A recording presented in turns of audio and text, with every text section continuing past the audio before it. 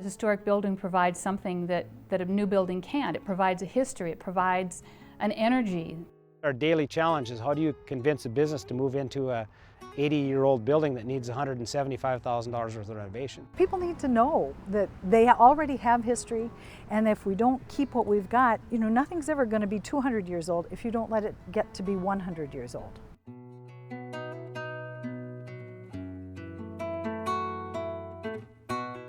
Production funding for Old to New, Remodel, Restore, Revitalize is provided by a grant from USDA Rural Development and by the members of Prairie Public. For decades, the downtown of a community has been the hub of the economic and social lives of rural residents across North Dakota. But today, most downtowns are fighting to remain a vital part of the community. Since their heyday in the 1950s, business districts are shrinking, unable to compete with shopping malls and large entertainment centers. Small towns and their downtowns face an uncertain future, which is increasingly threatened by shifts in both the economy and population. As a result, some communities find themselves struggling to maintain their vitality and even their sense of identity. They built those buildings so that they would last. They would build landmark buildings that would be there forever, and so that generations could use them. Now we have some of those buildings left and have the option of reusing them, keeping that history going by using what they gave us to use for our futures. There's an event that occurred there, an individual that was involved there, an important individual in history, or for its architectural features. All of those things can be taken into account when it's put on the National Register, and I think that's the blend that we look for in buildings. Sometimes it's just nice to look at a building and see its beautiful features. The artisans who worked on the stonework or the windows, all of that is artwork. They took great pride in doing that. It's hard to find that now from handmade materials. The Secretary of Interior has established guidelines for preserving historical properties. Some buildings are restored exactly as they were originally constructed, and others are adapted for modern use. The most prevalent historic preservation is rehabilitation, returning a property to a state of utility. The building can either be repaired or altered to make it usable, while also preserving features of the property that are significant to its historic, architectural, and cultural values. Our ancestors, our families, put everything into these buildings. They built them to last. That was their investment in the future. And so keeping that in mind, we have to look and say, well, what can that be used for? Does it have other uses?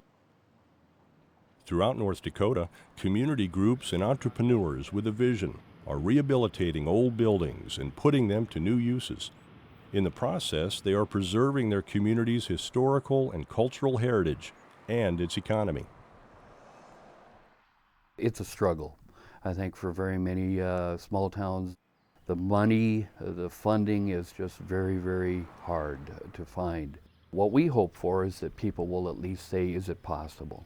Is it possible to save this? And I think many of the grassroots efforts that we're seeing now, people there are saying, yes, I don't want to lose that bank building, or I don't want to lose that school or that church, or I don't want to lose our home that I grew up in. I want to take the time to make sure it works. And it happens, but it's that fire in the spirit of people that has to start all of that, or else we will lose our buildings.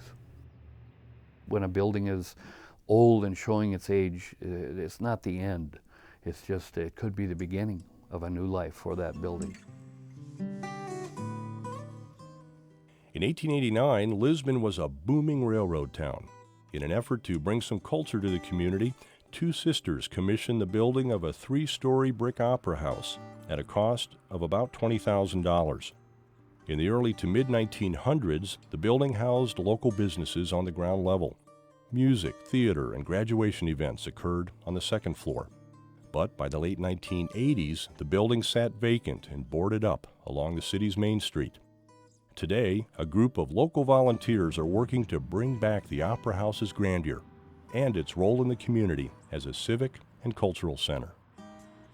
When Penny's closed their doors in 1988, the building stood empty for about 5 years. It detracted from the downtown to have a vacant building. The ground floor had big plate glass windows that were empty, and you could see into an empty building. The upstairs was boarded up. It was pretty shabby. Attempts were made to contact the owner about doing something with the building. He decided he wasn't going to sell it. He was going to give it away to a nonprofit organization. And in 1993, the Lisbon Opera House Foundation was formed, and in 1994, they actually got ownership of the building. The 3 people on the first board of directors raised money and got a grant from the government, and they used that for an architectural study and found out that the building was structurally in very good shape. In fact, they said if anything, it was over-designed. So that's one thing that made it feasible to restore it. There was damage. It needed a lot of work. It needed new windows. The plaster is deteriorating in places from the effects of heating and cooling. It gets pretty hot up here in the summertime, and it gets pretty cold up here in the wintertime. So until we get a reliable heating system, the plaster will have to stay the way it is. The highlight of the Opera House, twice a year, we have a local group called the No Name Players that put on stage productions. Our performance season is limited by the temperatures up here. I'm one of the original No Name Players. I got hooked on this from the very first play. It's what's always been done here over the years. It's a special part of history. It's like going back in time, and I can just imagine what it must have been like in the very beginning with the actors out there doing their performing, and their horses and buggies probably outside. It's an expensive proposition. We understand that one group tried to restore the building back in the 70s and 80s, and they were talking about it was going to cost $400,000, which was kind of a daunting figure to think about. Well, to date, we already have that much into the building, just in the elevator, the stairway reconstruction, the windows, the front facade, redoing the ground floor for tenants. We've put a lot of money into it. It's still probably another $600,000-800,000 that needs to be put into here to get it to the condition that we want it. Well, we found out that a key to getting financial aid is to demonstrate community support. And we have done that with the No Name Players, with other fundraisers we've done. We've got the community behind us, and that in turn stimulates other agencies, other businesses to contribute. We early on discovered that we needed to change our terminology. We talked about restoring the building, and according to the National Register of Historic Places, when you restore something, you put it back the way it originally was. Well, we are not doing that because we want this building to be self-supporting. It needs to be a functional building. It's not going to be a museum. People are getting more appreciative of the old buildings. We had people early on who said, well, why are you putting all that money into that building? Why don't you just tear it down, put up a steel building? It'd be a lot less expensive. But a steel building, even if it could be done less expensive, wouldn't have the character. And I think people are starting to recognize that and appreciate that more than they did. Like many small towns in North Dakota, in the early 1900s, homesteaders established Bowman to support the railroad industry. Today, community efforts, along with financial resources from ranching and the oil industry, have helped Bowman's Main Street not only stay alive, but thrive. Most small communities seem to be having to keep getting smaller, where it seems like where we're sitting far enough away, from the bigger cities and stuff, that our numbers do get to grow. People have the mentality around Bowman and the surrounding area of, we want to keep us here. We don't have to want to send our kids off and not be able to have jobs, good paying jobs for them to come back. So people's mentality is keep your business in Bowman as much as you can. And we just do that. We work together and everybody helps one another out. You go up and down Main Street, it's just, you have very few spaces where you're able to get in with a business. You have to either buy something out or build. There's a bank on the corner. It says 1908. That was one of the first banks built in the town of Bowman. And I believe there are 1 or 2 original buildings on Main Street. The library is in a renovated grocery store. So yeah, I think people are starting to think more along those lines in terms of preserving the original buildings or older buildings. From turning a grocery store into a library, a bank into a business office, and a lumber yard into a museum, community leaders are striving to preserve their history while forging their future. Today, tourists, researchers, and educators are drawn to Bowman and its rich history and natural resources. People from all over the world come here. A lot of it has to do with our paleontology department. The paleontology would be an excellent foundation for the beginnings of the museum. In 1998, a group of women, the Federated Women's Club, decided that they would like to have a museum in town, and they formed the Bowman County Historical and Genealogical Society with the idea of forming a museum. And we were looking for a building, priced out whether we should build or what we should do, and the people that owned the lumber yard offered us the block and the buildings there. We took everything out except the basic structure, and volunteers built all of the exhibit walls that are in it. And we have a additional building to the east of the one that the museum is in, which we are planning for new exhibits in that. And we will connect the two buildings, and hopefully in the next 10 years we'll have them both full. On the edge of the Badlands in northwestern North Dakota sits the community of Watford City. Established in 1914, it was built at the end of the railroad line. Today, tourism and economic development efforts are working together to preserve the community's past and ensure a prosperous future. City leaders preserved the buildings they could, but also kept their history in mind while building new ones. Watford City, like many communities, is using incentive tax programs such as Renaissance zones to help revitalize its downtown. When we were looking at our Renaissance Zone project on Main Street, we had to determine what buildings had some potential to be renovated, and most of them were built on 24-inch centers on 2x4 walls and wood structures that were very hazardous in terms of the fire danger. And so we just removed the ones we could to a heritage park, and people could come and get a slice of what life was like during that period of time. The Renaissance Zone is a state program that gives tax credits for renovations. But we are a low tax community, so tax incentives in a town like Watford City might be between $500 and $1,000 a year. So we have a 1% city sales tax that if a project meets the criteria, we'll invest up to 25% of a project for renovation. And I think we have 16 retail and service businesses that have utilized that. First International Bank had made an extreme commitment to keeping their corporate offices in our community, and you see that $6.5 million expansion we have down there basically is a huge piece for us. And we had to do a lot of work to actually move businesses to allow them to expand. And that's kind of the anchor for all the things we're doing right now. We decided as we were doing this large addition to add a Main Street restaurant to Watford City and bring a movie theater back. We lost our movie theater 20 years ago, and my husband and I have always loved going to movies, and we love going out to eat. We wanted to get people back to having an enjoyable evening out. As we discovered, as we started peeling off the ceiling of these old buildings, we found a beautiful decorative tin ceiling. So we kept it in our shop, and when we were ready to start putting it in, had it painted and painted about 5 times over, put the original ceiling in, which gives it a little bumpy look to it because it's old tin, and it's kind of neat.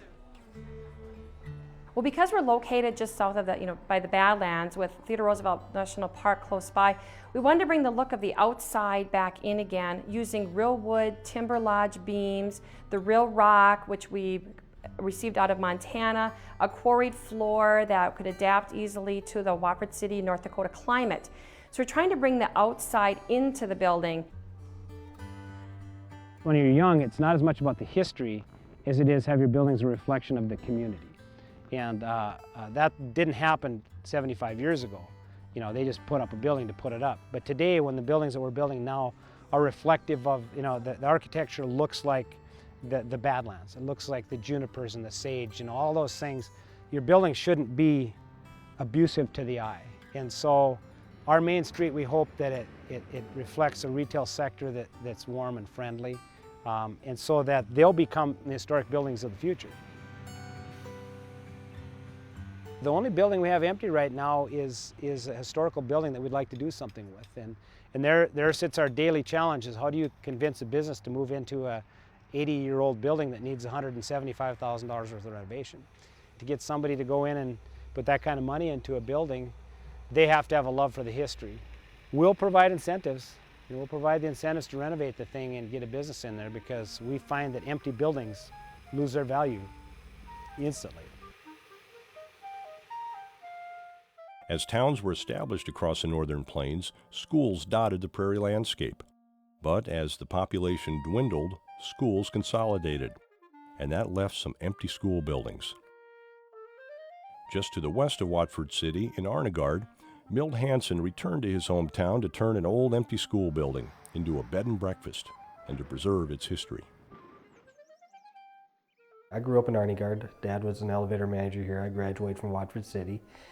And I'd spent a lot of time in the school as a kid, playing a lot of basketball and things kids do in small towns. I took possession of the school in March of '98. I was living in Columbia, South Carolina at the time. Came home for Christmas, and I said, man, that'd make a great bed and breakfast. I had actually been looking for homes in South Carolina, where I was living at the time, to buy and renovate, and just couldn't find anything that was worth the amount of money I was going to take to renovate it. So I approached a person who belonged to a group called the Friends and Alumni of the Old School. It's a group that actually preserved the school. The school had actually been slated for destruction a number of times because it was an empty building. They liked that idea. They had other people talking to them in the past, but there's just nothing that they wanted something that really emphasized the school. But she did say, we have some stipulations. I said, fine, what are those? And she said, first of all, you can't turn the building into a bar. You can't destroy the building unless it becomes unusable due to a tornado or something like that. You have to maintain the exterior of the building. And then last was I have to keep it available for guests or for people to come and see. The community really appreciates, I think, that I've saved the building. This building, had I not taken over, anybody taking it over, was probably 5 to 10 years away from falling down. One of the challenges I did have with the people in town was, this is farm country and oil country. And to do something like a bed and breakfast is very out of the comfort area. It's just amazing what he's done and his decisions that he made to where to put the walls and how he wanted to change the rooms. And it was a big undertaking and not necessarily encouraged by the community at the beginning. He's had a lot of dissenters, so to speak, but a lot of people that are also on his side and have been extremely supportive. So that's also been very good. And it's a good thing because he's made a success of it and people have been able to say, wow, it worked out for you, you made a good decision. Actually, some of those detractors became my biggest supporters. I would always tell them, here's what I'm doing, you're welcome to come through anytime to see what I'm doing. And once they saw that I was serious, that I wasn't going to be here just for a couple of years and quit and give up, they really became strong supporters. Most of the renovations actually were cosmetics and mechanical. Every exterior wall in the building has a new wall built inside of it just for insulation purposes. So my walls now are probably 16, 17 inches thick. It's all new wiring, all new plumbing. The original plumbing in here was galvanized pipe. I figure I have over a mile new wire pulled in here and almost a mile new copper. I did put an $85,000 roof on the building. That is one thing that I actually hired out. I did a lot of this work myself. I just did a room or a task at a time. I never dwelled on the big picture. That can be a little, something like this, especially doing by yourself, can be a little overwhelming because it was a 5.5 year renovation process I did. The major renovation is done, especially in the living areas. The 2 gyms are really the next renovation project. What we call the Little Gym, which was built in 1936, has a stage on it. That gym is acoustically wonderful. Eventually I'm going to turn it into a cultural area. I'll be able to do dinner theaters and concerts and receptions and dances and things like that.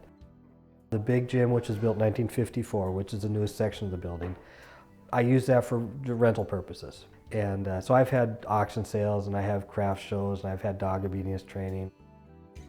My marketing is almost exclusively internet. My clientele is worldwide clientele. It's a neat place to stay, and I've been to several bed and breakfasts, but each one is so unique. There's lots to see and do in this part of the country, but you have to drive. And I'm a museum nut, and this is the kind of school that a lot of these little towns had. It's an interesting bed and breakfast because it's such a large building. There are a lot of schools, the old country schools that have been renovated, but to have a full-size big building, this building is 25,000 square feet, and that's a pretty big house. Settled in 1904 as a commerce center to serve homesteaders from Scandinavia, the community of Crosby is now home to SCO Precision. A few years ago, with support from the community, Sean and Esther Olkey began their high-tech entrepreneurial business in Crosby. SCO Precision designs and builds electro-optical, fast-steering mirror technology for government and commercial uses. SCO Precision, based in Crosby, is reaching a global market from an historic building. This building was pretty pivotal for different ones in the community. Feel it's quite a keystone type of location and opportunity, and wanted to see it functioning again. And we certainly wanted to take them up on the challenge. This building was constructed in 1917, originally as a mercantile store. Mr. Ingwalson was the original builder and owner. J.C. Penney has been a primary occupant up until the mid-1980s, and since then it was virtually empty. There were a few attempted projects to utilize the building. We came up in 2004 and were able to renovate the main floor with the assistance of the community and have turned it really into a multi-use facility. The top floor we have apartments. We have 8 apartments and 1 guest room, which is basically a hotel room. The main floor we have office space for SCO Precision. We have the Divide County Tech Center run by Burnell Rosenquist and sponsored by the Divide County Jobs Development Authority. We have a coffee shop run very expertly by Heike Rosenquist. We also have Rosenbaugh Inc., which is a combined business of both Burnell's and Heike's. We have available cubicle space for rent. The basement, we have 2 labs. We have an electronics lab and a clean room optical lab, and that's for SCO Precision. The remainder of the basement is largely unfinished, and we've got ideas for that. I think we were able to do this pretty economically overall, and that's what we were looking for, because we came at this from a very, very basic bootstrapped program. And frankly, for the type of high technology that we do, we've done it all on very minimal dollars. Mostly it was cleaning. We had a lot of cleaning we had to do because there was about 100 years of coal dust that was down in the basement. In an effort to spur high-tech economic development, Senators Kent Conrad and Byron Dorgan have helped SCO Precision connect with large contractors and federal agencies. That's been a huge, huge help for SCO, because a lot of our work is more on a federal level and a national level and even an international level, which from our perspective politically, the influences has to be more from the U.S. senators than from the state senators, from our state level government. We get quite a bit of support from individuals in Crosby, but as far as the town fathers, or whatever you want to call them, that power base, they're still very reserved and have reserved their judgment at this point with SCO, and they're waiting to see what we do. The whole culture with agriculture is very, very different from high technology and the way that things are done and how you look at things. So there have been hurdles to overcome, and we're still overcoming some, but we're here to stay. And we'll work those out, and we'll make things succeed. And what we plan to do at this point, from my perspective, I'm in the design area, And this is where the design work will be done as we move forward with other products. And we will be looking to pay national standards, not North Dakota state standard wages, which are significantly higher, and start bringing in a different culture into Crosby as well. And I think that's one of the things that the reservation of some of the people in town is, they want to see business, they want to see people being hired, but bringing in another culture and a whole other way of thinking kind of scares them. In the early 1900s, the Sandhaven Tuberculosis Sanitarium near Dunseith began operation, housing and isolating TB patients. By the 1970s, the facility was turned into a state school for the mentally handicapped. But in 1987, a federal judge ordered that the patients be moved into community environments, forcing the closure of Sandhaven. Hundreds of people lost their job, and an architectural treasure stood empty. Sandhaven meant safe place. It was beautiful, tall, towering pine trees. They had their own post office on campus. All of a sudden, 400 and some people lost their jobs. And that old building was designed as a hospital, suddenly became vacant. And Governor Sinner asked me, as the Economic Development Director for the state, to come up with a reuse plan. And what an education that was. And we formed the Sandhaven Redevelopment Corporation. We started looking at alternate uses of the building itself, and eventually we gave up. We said, our job is to create 400 jobs, to replace the 400 jobs that were lost. What's the best way to do that? And if the building fits into that scheme, fine. And if it doesn't, too bad. And it didn't. I'd have loved to have preserved it just because of its pure beauty. We did run an ad in the Wall Street Journal and got some interesting responses. But it was early on. I say we were into it 6 months and realized this isn't where the future of jobs are in this area. We did convert it initially to a sewing factory, took out the walls to make a factory-like setting. Now it's vacant, and it's a nightmare to drive around it. I mean, it's sad to see. But around Sandhaven, in Dunseith, in Rolla and Rolette, more than 400 new jobs have been created. Now, Dunseith is a spectacular little town, and they had some progressive leadership and still do.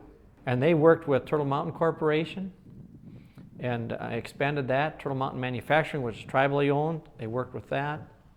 And they saved all those 400 jobs. And Sandhaven gave impetus to that. So the lesson from Sandhaven is you can do all kinds of things. You can start companies from scratch. You can expand existing companies. You're not defeated. You know, you can do some stuff to offset the loss of jobs. Economic growth is not defensive strategy.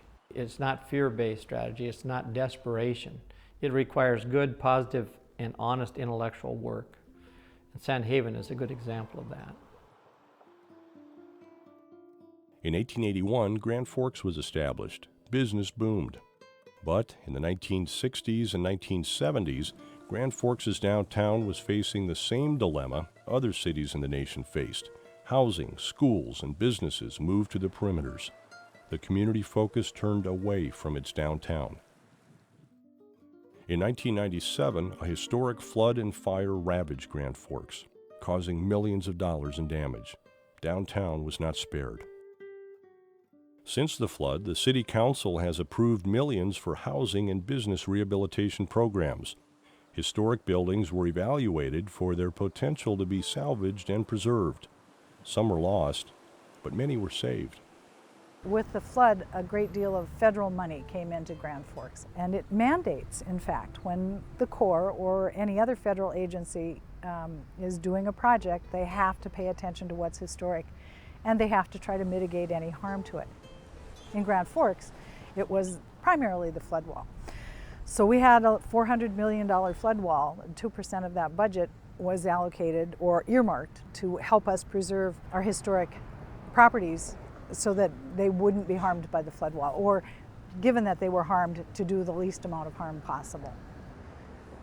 We lost a lot of buildings downtown, and as mitigation for those buildings, we were able to assist the ones that we had left to rebuild a more historic storefront, to rebuild what they had if it was historic, to make what had been changed in the 50s and 60s and 70s be more appropriate to the time period of the rest of their facade. You know, you drive down any downtown street anywhere and you see a lot of stores where the first level, the shopping level, has been changed with the times, and that's typical. Now the sense is, well, let's go back to what the rest of the building looks like. Let's go back to the big windows the way it was in the old days. The City Center Mall came down, it opened up a whole block of buildings on both sides of the street that we were able to rehab so that the storefronts are attractive and historically fairly accurate. That enabled us to have a downtown district. As we get away from the flood, we're moving more and more into education and helping people see what gems they have, and that's what you need to do. They have to appreciate what they've got in order to want to retain it. There's a tendency to think that North Dakota as a whole, and Grand Forks for us, doesn't have any history. It's just not true. We have a lot of history. We have a lot of housing stock that's beautiful and impressive, and we have a wonderful old city center that certainly has been improved even since the flood. And people need to know that they already have history, and if we don't keep what we've got, you know, nothing's ever going to be 200 years old if you don't let it get to be 100 years old. Through a partnership between the City of Grand Forks, the Historic Preservation Commission, JLG Architects, and the building's owners, the Metropolitan Opera House was saved. The historic Metropolitan Opera House in Grand Forks was the finest opera house between Minneapolis and Seattle when it was built. Housed Broadway plays, came out here. They came in right on this railroad track. Sometime in the 40s, it became a bowling alley as opera, theater waned and bowling became popular.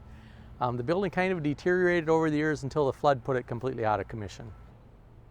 So we started behind the scenes just working with the city, and eventually we were able to put together a deal to purchase it and renovate it.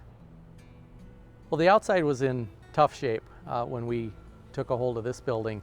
All of the storefront had been reduced to pieces of glass block and different aluminum systems.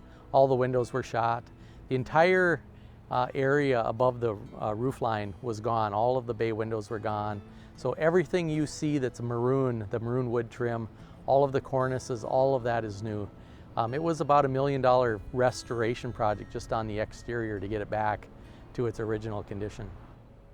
It's completely finished with the exception of a small storefront commercial area that makes up maybe 5% of the space. It has 21 very nice high-end apartments that occupy almost all of the building, and we're still looking for that last little piece of the commercial storefront. Most architecture firms just do design work. We've actually bought 4 old historic buildings, renovated them, owned them, developed them, designed them, the whole thing. You know, the construction of restoring them, that's something we do every day, and for us that's pretty easy. The challenging part is in the finances. They're almost as expensive to do as a brand new building, sometimes even more, so it's difficult to make that work. When we preserve a building, we follow the National Park Service's standards for rehabilitation, and basically you're putting it back exactly the way it was designed. And that's always our goal when we rehabilitate a building on the exterior. The interior has to work. It has to be, have the right plumbing and all of those things to be a new functioning contemporary building. In our smaller North Dakota towns, people do not appreciate old historic brick buildings. Anything new seems to be better. Even sometimes a small metal shed is better than a big old brick building. And financially, that makes sense. But historically and preservation of our small towns, we have to keep restoring these old buildings. According to the National Trust for Historic Preservation, dollar for dollar, historic preservation is one of the highest job-generating economic development options. And yet, individuals and organizations often struggle to find financing from government grants, fundraisers, or bankers. In Hillsboro, an active community group is making progress in rehabbing 2 historic buildings on the city's Main Street, while also changing minds. This is so integral to our community. It sits on the historic Caledonia Avenue and Main Street. And the history here is so much Hillsboro that if this were destroyed and knocked away, it would be irreplaceable history to this community and a big hole on our Main Street. The buildings that we are focusing on right now are a group of buildings, 4 buildings that were built together by 4 independent businessmen in 1893. It's called the Union Block. Currently there are 2 businesses occupying 2 of those portions, and the other 2 have been in a state of deterioration over a period of time. So those are the ones we're concentrating on now. At the time we were looking to save the building, we did circulate a petition over Memorial Day of 2005, and we received 500 signatures from the general public. Many of those 500 have been, since that time, very supportive verbally and financially. I think I gave them some pretty realistic advice up front. You know, I told them the difficulties there are for an organization that's basically a volunteer organization, the realities of what they're trying to do in small town North Dakota, and the difficulties to obtain financing on a project where a building isn't an asset anymore, where it's probably a liability. And the great thing about this group of people is they overcame any of the negative things that I threw at them, and they convinced me and made me a believer that the energy is here and their passion is here, that this can become reality and be saved. They definitely have made a believer out of me.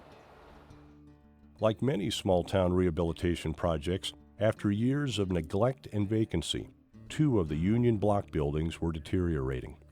Severe water damage has rotted away the 2nd floor and the back of 1 building.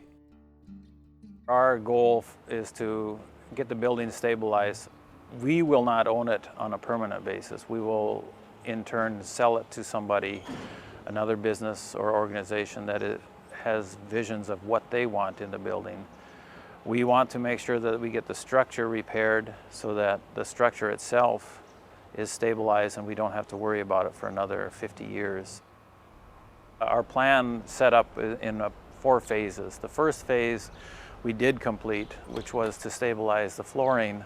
And then our next phase, which we are currently working on, is to stabilize the roofing and put new roofing on it. The next phase will be to remove the damaged material from the interior of the building and clean it out as much as we can. And then the last phase will be putting in windows and doors on the exterior to make it ready for the next tenant. We will also, in this phase, replace plumbing and electrical.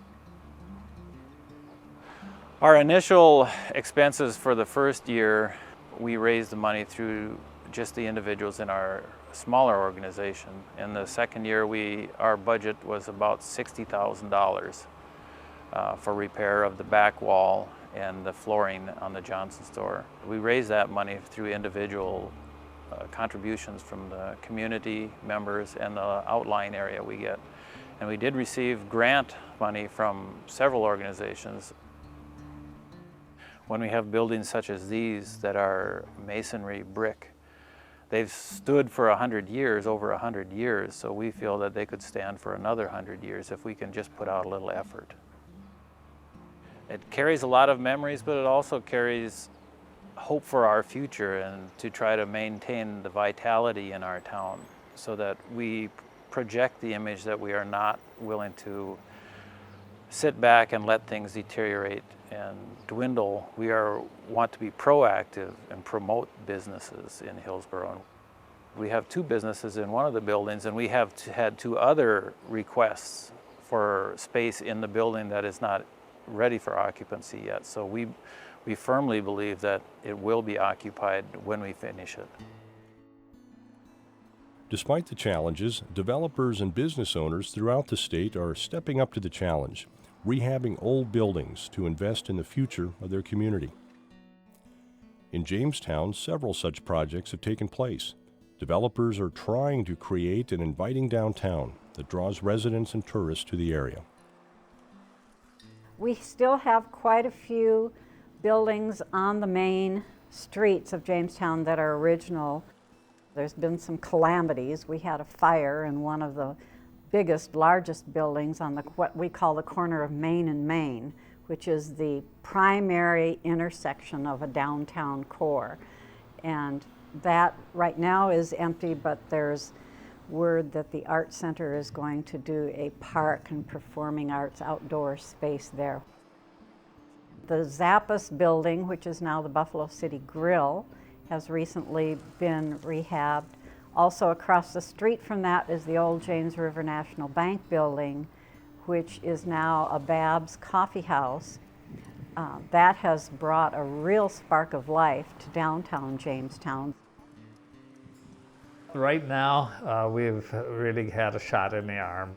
A few of our empty buildings have been occupied now and revitalized and rejuvenated, renovated.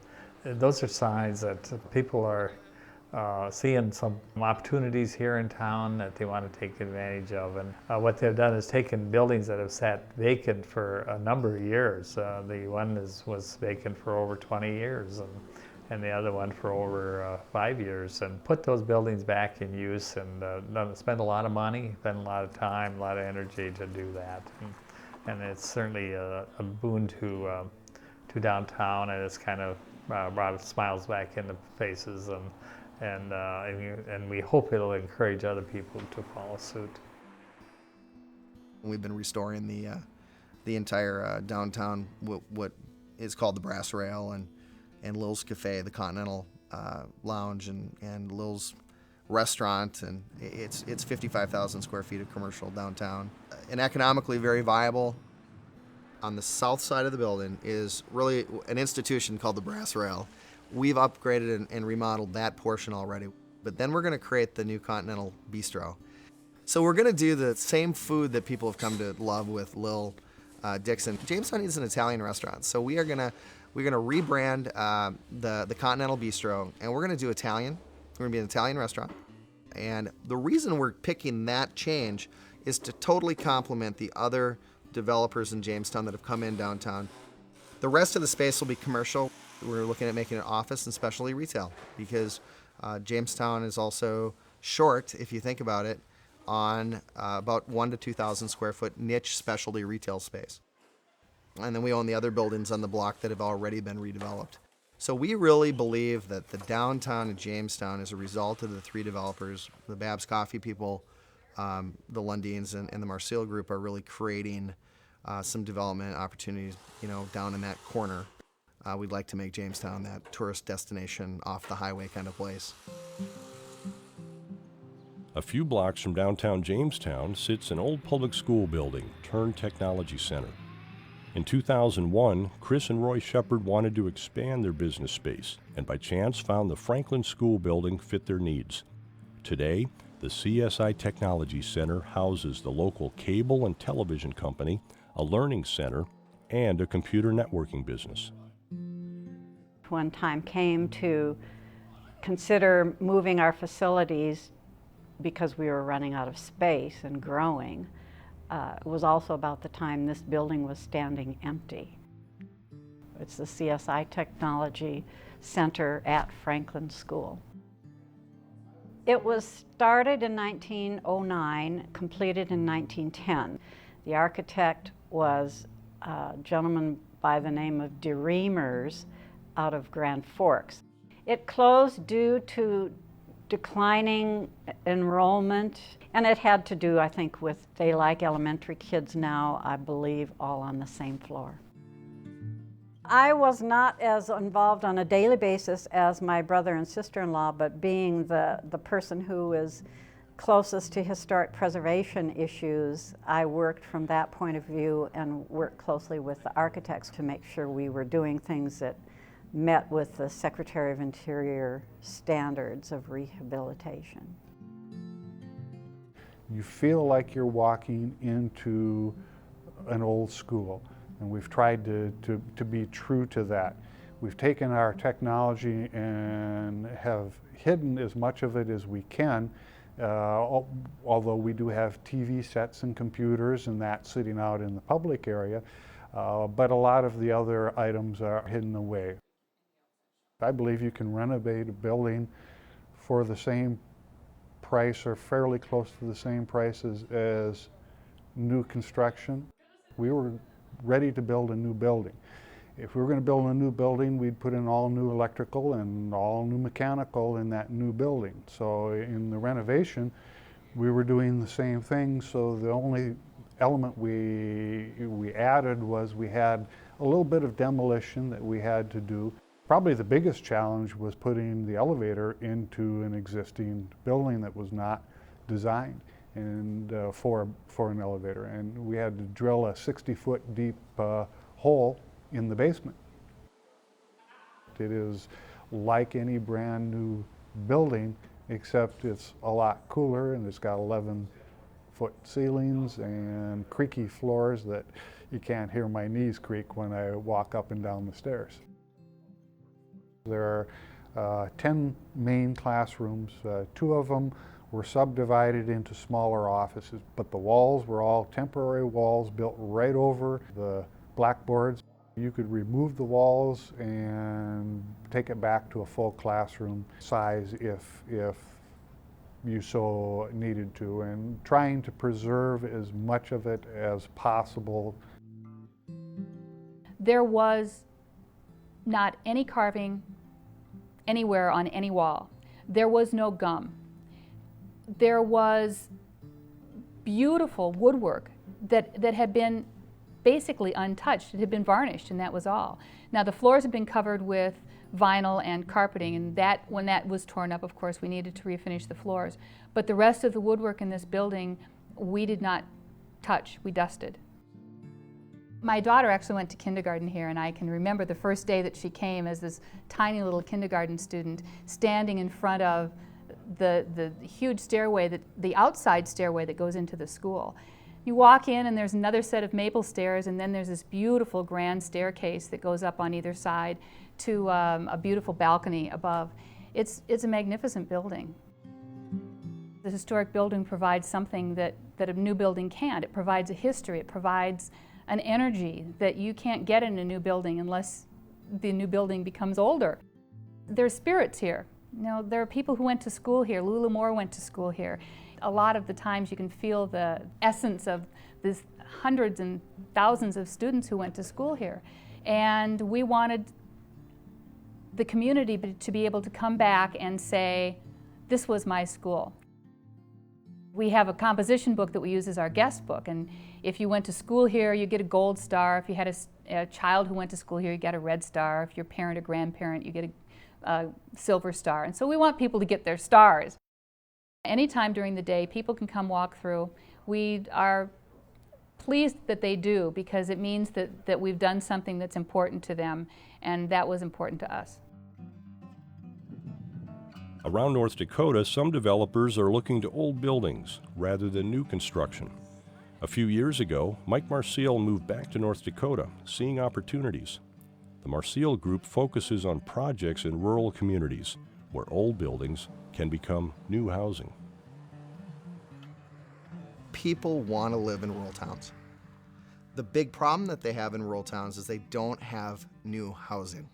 So what we do is we look for really viable buildings that we can redevelop into modern housing, so we can bring those families affordably back to those communities. The ideal building is something I can easily restore without doing a tremendous amount of foundation work, a tremendous amount of structural work. And unfortunately, it has to be in a viable community. There are some communities that no matter how much I want to go in there and save the hospital, you know, convert the hospital to a condo complex, it's not economically viable to do that. Anything can be fixed, built, constructed, redeveloped, but it's how much and how much time. And then how much can you recover as a developer to do those things. we're able to, probably differently than most of the local investors, we're able to tap different capital pools. So we can buy a building for cash. We can put the dollars into renovating it, get the building stabilized, get it rented, get the income producing, and then go to the banks. Occasionally, when appropriate, we'll get maybe a property tax exemption through a Renaissance project. To date, we haven't used public money.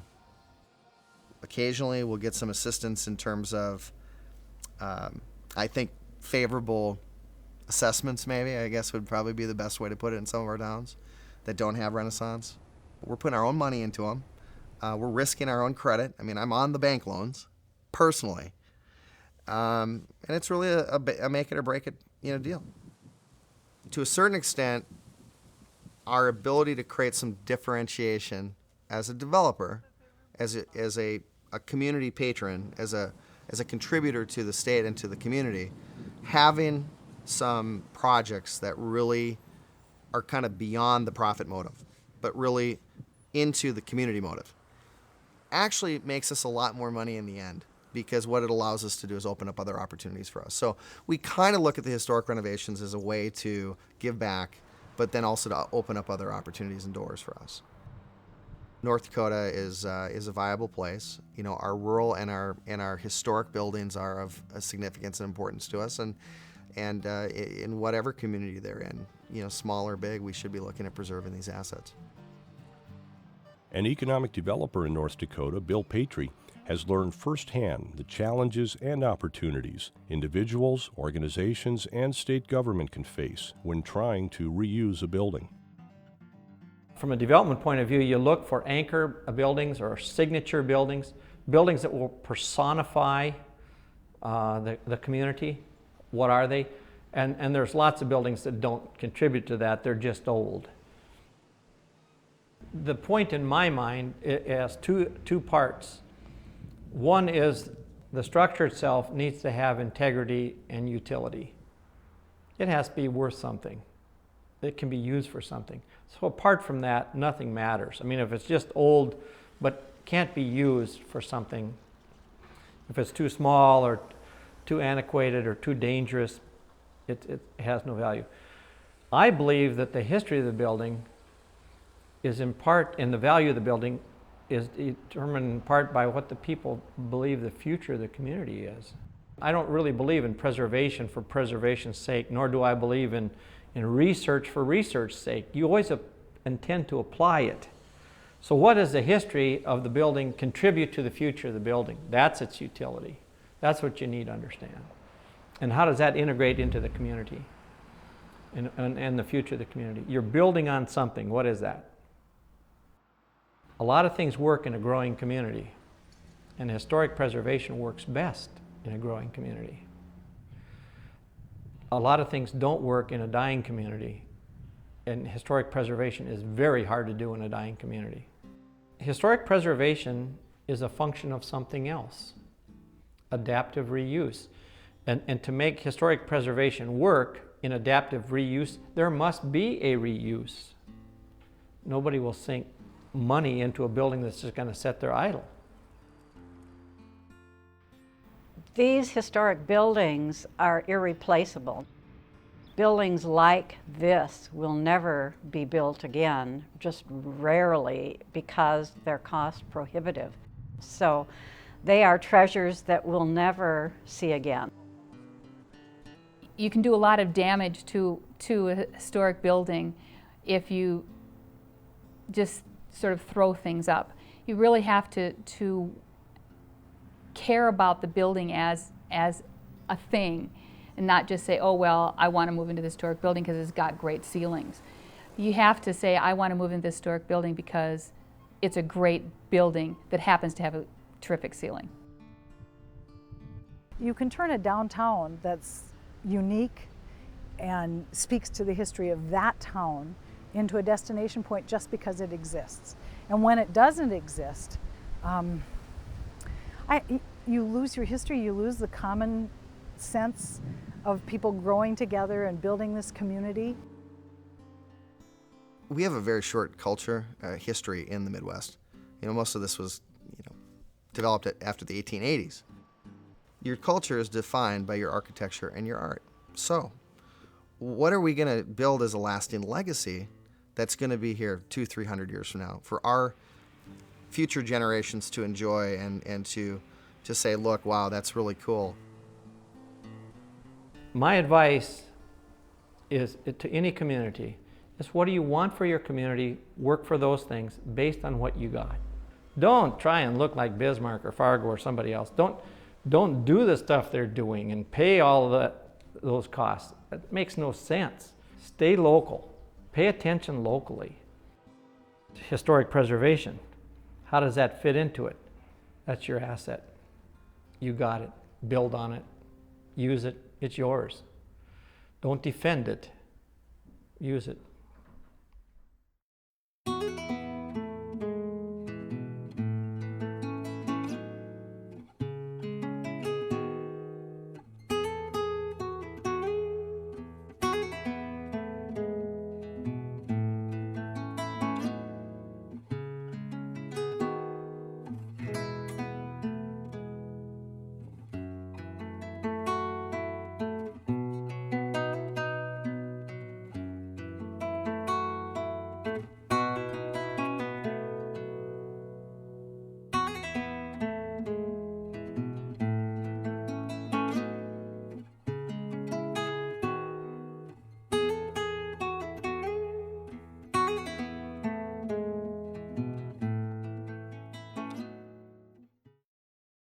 To order a DVD of this program, Old to New, Remodel, Restore, Revitalize, call 1-800-359-6900 or order online at Prairie Public's website, www.prairiepublic.org. Production funding for Old to New, Remodel, Restore, Revitalize is provided by a grant from USDA Rural Development and by the members of Prairie Public.